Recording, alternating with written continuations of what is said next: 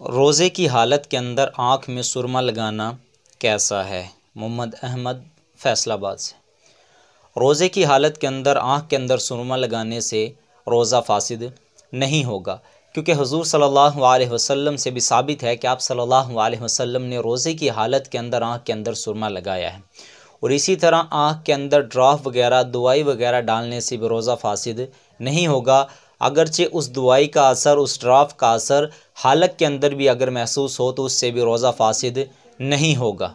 अगर पान खाने के बाद मुंह को अच्छी तरह साफ़ कर लिया, लेकिन पान की सुर्खी थूक के अंदर अभी बाकी है और वो पेट के अंदर चली जाए तो इससे रोज़ा टूट जाएगा या नहीं?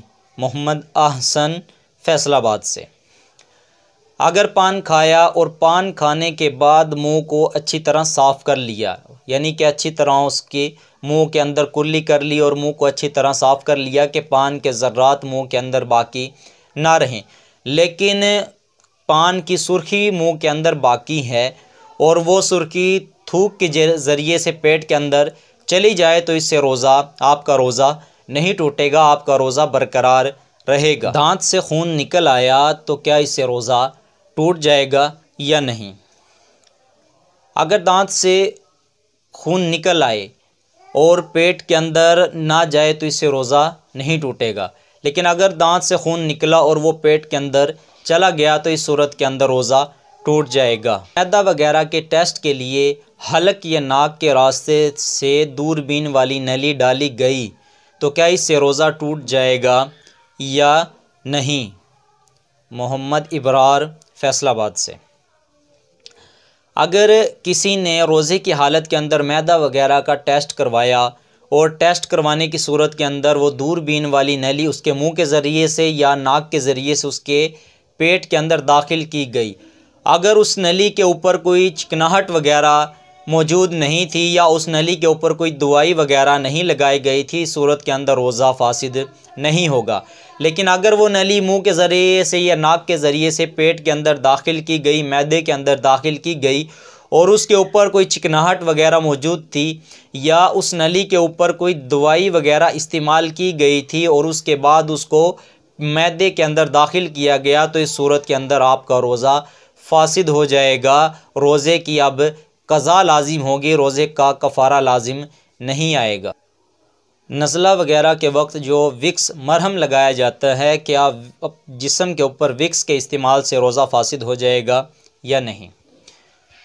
नज़ला वगैरह के वक्त नाक के ऊपर या जिस्म के किसी भी हिस्से पर अगर विक्स का इस्तेमाल किया जाए, चाहे वो विक्स तेज़ खुशबू वाली हो या तेज़ खुशबू वाली ना हो, इसी तरह जिस्म के ऊपर किसी मरहम का इस्तेमाल किया जाए तो लिहाजा विक्स के इस्तेमाल करने से या जिस्म के ऊपर मरहम के इस्तेमाल करने से रोज़ा फासिद नहीं होगा। अगर किसी शख्स ने रोज़े की हालत के अंदर बदनज़री की या फहश वीडियो देखी और उसकी वजह से इंजाल हो जाए तो क्या इससे रोज़ा फासिद हो जाएगा या नहीं?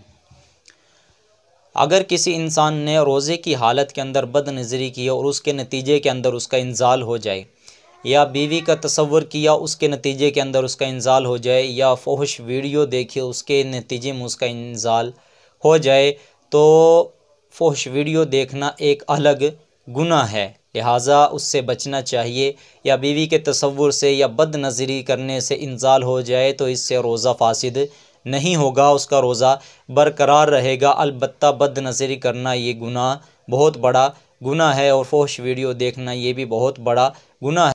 रोज़े की हालत के अंदर क्या उल्टी आने से क्या रोज़ा फासिद हो जाएगा या नहीं? रोज़े की हालत के अंदर अगर किसी को उल्टी हो जाए, कै हो जाए, तो इससे रोज़ा फासिद नहीं होगा। अगर थोड़ी कै आई और उसको वापस मुंह के अंदर ले गया तो इससे भी रोज़ा फासिद नहीं होगा। और अगर मुंह भर कर कै आई और ख़ुद ब खुद बेइख्तियार पेट के अंदर वापस चली गई तो इससे भी रोज़ा फासिद नहीं होगा। लेकिन अगर वो कै मुंह भर कर हो और अपने इख्तियार से उसको वापस अपने पेट के अंदर ले जाए तो इससे रोज़ा फासिद हो जाएगा। लेकिन अगर किसी इंसान ने अपने इख्तियार से कै की मुंह के अंदर हाथ डाल कर या किसी चीज़ के इस्तेमाल से खुद कै की तो अगर वो मुंह भर कर के आ जाए तो इससे उसका रोज़ा फासिद हो जाएगा। लेकिन अगर मुंह भर कर ना हो बल्कि थोड़ी थोड़ी हो और वक्फे वक्फे से हो, और अगर उस वक्फे वक्फे से मिलाने वाली सारी क्या को शामिल किया जाए तो वो मुंह भर कर हो जाए, तो इस सूरत के अंदर भी रोज़ा फासिद हो जाएगा। लेकिन अगर वो मुंह भर कर ना बने, अगर ख़ुद अपने इख्तियार से की और वो मुंह भर कर ना हो, तो इस सूरत के अंदर उसका रोज़ा फासिद नहीं होगा। और रोज़े में अगर ऑक्सीजन के ज़रिए सांस लिया जाए तो क्या इससे रोज़ा फासिद हो जाएगा या नहीं? रोज़े की हालत के अंदर अगर ऑक्सीजन के ज़रिए से सांस लिया जाए तो इससे रोज़ा फासिद नहीं होगा, क्योंकि ऑक्सीजन एक साफ़ सुथरी हवा है और उसका बदन के अंदर जाना ये मुफसिद सोम नहीं है। लिहाजा अगर रोज़े की हालत के अंदर किसी ने ऑक्सीजन इस्तेमाल की तो इससे रोज़ा उसका फासिद नहीं होगा। रोज़े की हालत के अंदर खून निकलवा कर टेस्ट करवाने से क्या रोज़ा फासिद हो जाएगा या नहीं? रोज़े की हालत के अंदर खून अपने जिस्म से निकलवा कर सिरिंज के ज़रिए से या ड्रिप के ज़रिए से किसी भी ज़रिए से अगर अपने जिस्म से खून निकलवाया जाए तो इससे रोज़ा फासिद नहीं होगा। हाँ, अगर इतना जिस्म से खून अपने जिस्म से इतना खून ना निकलवाया जाए कि बाद में आपको कमज़ोरी का सामना करना पड़े और जिससे आपको रोज़ा रखने के अंदर भी मुशक्क़त हो। लिहाजा अगर जिस्म से खून निकाल लिया जाए, टेस्ट के ज़रिए से निकाला जाए या किसी को खून देने के मकसद से अपने जिस्म से खून निकलवाया जाए तो इससे रोज़ा फासिद नहीं होगा।